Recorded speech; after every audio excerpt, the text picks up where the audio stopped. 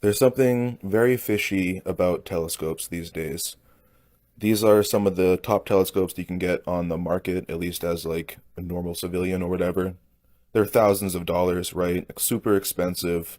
Most of them are computerized, which is fishy to begin with. You know what I'm saying.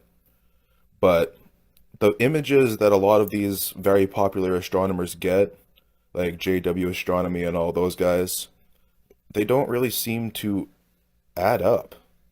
Hopefully this thing doesn't even exist. That's just ridiculous. But we have guys like this Rami Astro, right? He's using his most powerful telescope to capture images like this of Jupiter, right? It looks incredible, no doubt. Looks absolutely incredible. This is the image enhanced right here. It looks insane. But then using the exact same telescope, the largest one he has, this is the picture he captures of the ISS. Why is it so shitty? That's his enhanced image. And then we have JW Astronomy. You know I love this guy. He's using his Skywatcher Quattro. And this is his images of Jupiter. Again, looks incredible, right? Looks awesome. And then this is his picture of the ISS. Did he take off some filters? Did he take off a lens? What happened? Why does it look so shitty? This guy is also using a Skywatcher. He's using a Dobsonian style Skywatcher. And this is his photo of the ISS. So, what is going on here? This is the Celestron 8SE, which is supposedly one of the best telescopes you can get on the market to see the planets. And if these are the images that you're getting from it, I understand why. These images are incredible, right? Absolutely incredible. And this is the raw image. These aren't enhanced. This is the actual raw image that you can get from it. And then this is what the ISS looks like. How? Why?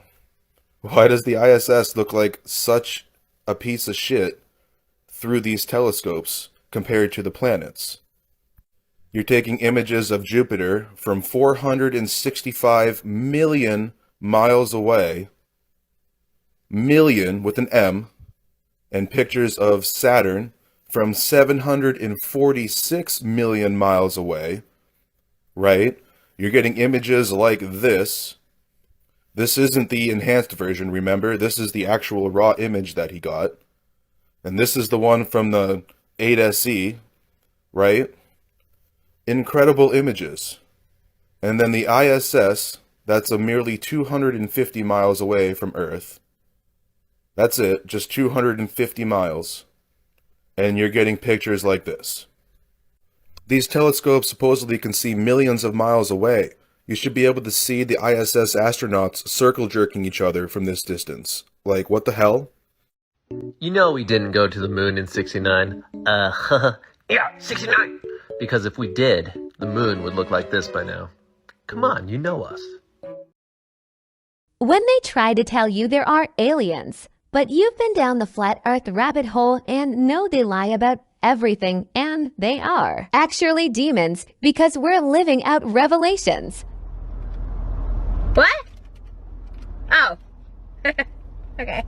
Aliens will be the excuse for the government to knock out the power supply, turn off the internet, and then implement what is known as FedNow and central bank digital currencies, and this will also help the national federal debt. This will be how the government also gets people like you and I to stop talking to each other. At the onset of the pandemic, no one really thought how much it would grow and what the ramifications economically would be. However, we saw that it had drastic impact not just then, but years down the road as we deal with inflation today. Whether aliens are real or not, they can be utilized to change the current economic and monetary system in place, which is quite clearly failing. If you're unfamiliar, FedNow is basically instant payments with the digital dollar. Every single thing you do will be tracked. And you know when you see names like Wells Fargo and JP Morgan Chase that this is coming. However, it has not been wide-scale adopted yet, still waiting on Citibank and Bank of America. And of course, people like you and I. But how do you implement something this large for the US monetary system and force adoption? have to crash the current system, forcing people and institutions the other direction, and it can be done through cyber attacks or through power attack. And the US has been preparing for such weird incidents. It's called Black Start. Now, this may have started sooner, but in October 2018, the Committee on Energy and Natural Resources met. You're welcome to look into these names if you'd like.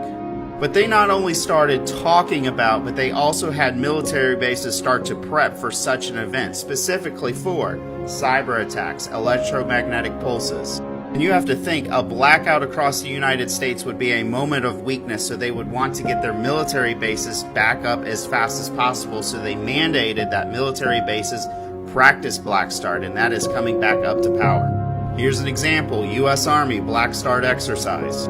This was at Fort Riley. Note that they did postpone due to the massive heat waves that have been going through. But this is not a new thing. Fort Carson doing Black Start exercises. And if you're new to this page, I'm calling for an 80% drop in the economy and the stock market a little later into 2024. Tell me, would aliens be able to drive at 80%? What a perfect excuse. There would be nearly no political ramifications. If anything, they could say, hey, we were preparing you. Let's talk about this. A lot of Globers will either ignore this conversation or pretend they don't understand what we're talking about. But I urge you all to think of the question that we all wondered as a child. If we keep digging under America, how long will it take us to get to China? Because that's really the basis of this whole meme. On a globe, somebody's down is somebody else is up. I mean, honestly, on a globe, your right is somebody else's up. There's no order in this model. The physics just don't work. It'll be real easy for them to kind of shut me up about this. Use one of your billions of satellites, zoom in to one side of the earth, show me the people standing that way, zoom out, move to the other side of the planet, and zoom in, and show me those people standing there. But they can't do it because the world's flat. Okay, I'm going to show all the normies how night and day and how seasons work on the true model of Earth. Now let's take a look at the Gleason's map made in 1892, a map that is both scientifically and practically correct, and the standard map of the world before the world elites came along. Speaking of world elites, it's the same map that they use in the United Nations logo. Isn't that interesting? Now, as you can see in this map, they have the Roman numerals that go from 1 to 12, and then they restart and they go from 1 to 12. This represents night and day. So when the sun rotates around this side of the Earth for 12 hours, they experience daytime. And this is exactly what this would look like on the flat Earth model.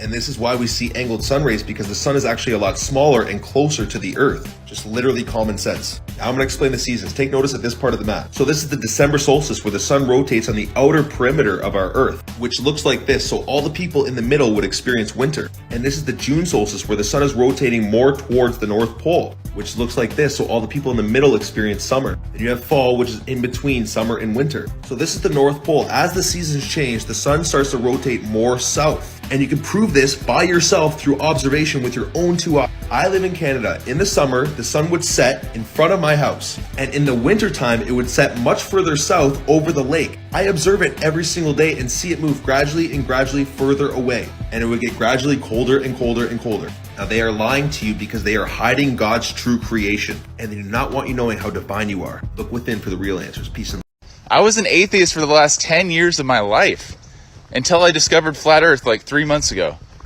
Flat Earth literally proves the existence of a creator. You can't deny that. It's awesome. It's incredible. That's why we got to spread the word of Flat Earth. The reason I get so much like top tier pussy is because of how I've set my life up, you know, and like the situations that I put myself in. And when you're at a party, and I learned this when I was in a fraternity, if you're at a party and you've got Earth is flat. I'm telling you right now, guys, I'm sorry. I hate to break it to you, but yeah, you've been lied to about the whole we live on a spinning ball in infinite space. Yeah, that's bullshit. We live under a firmament in an enclosed system. Outer space is not real, okay?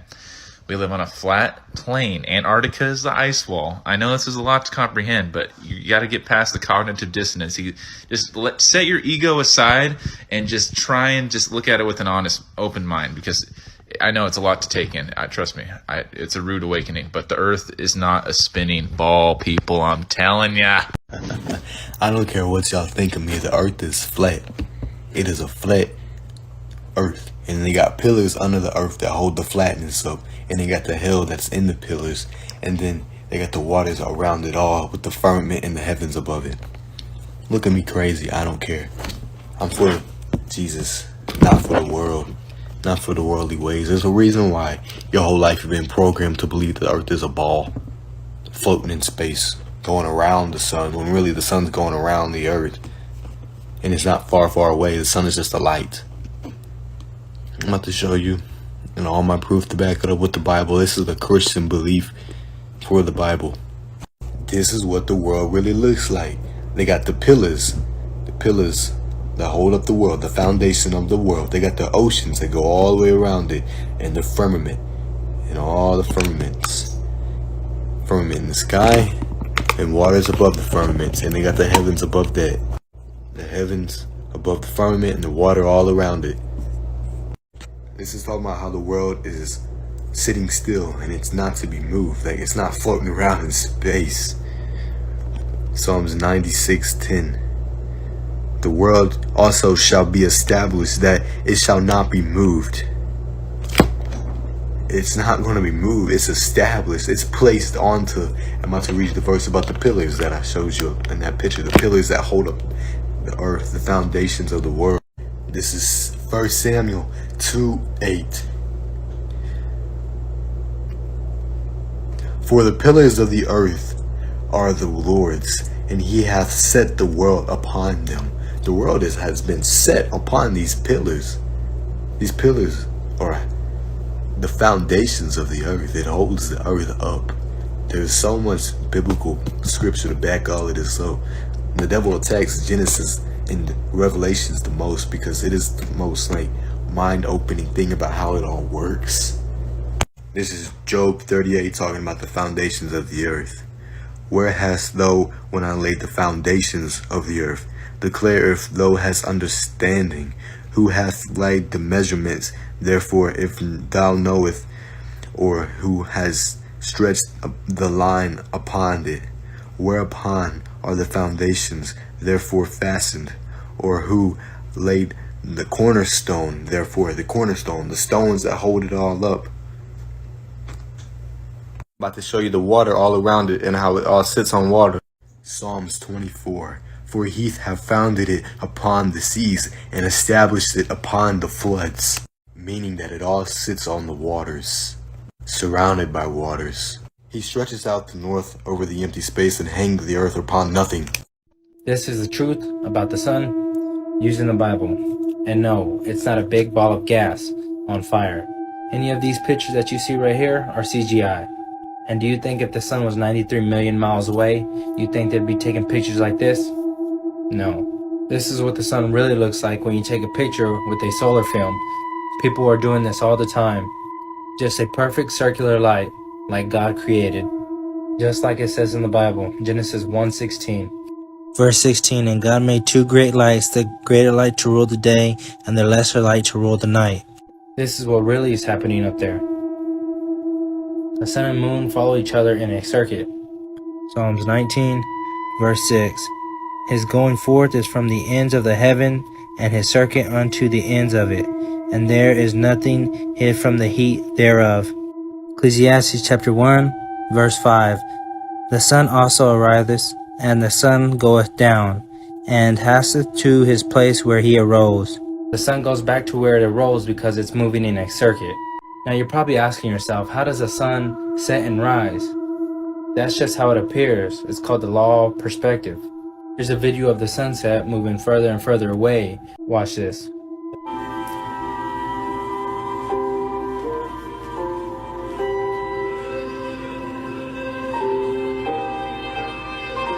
This is an example of law of perspective. Notice how the light poles that are further down appear smaller and further away, but the ones next to the tree appear larger and taller. Anyone can observe this. Just look at an airplane coming at you from far away. The same thing. Compasses don't work on a ball earth. The needle would always be pointing to space. Ball earthers are so gullible. On the other hand, compasses can only work on a flat earth. The needle always points to the North Pole. They point to Mt. Meru, the magnetic mountain at the center of the flat Earth. All ancient civilizations depicted a flat enclosed Earth because they were more in tune with nature. If satellites are real, why does Google need to use this to make its maps?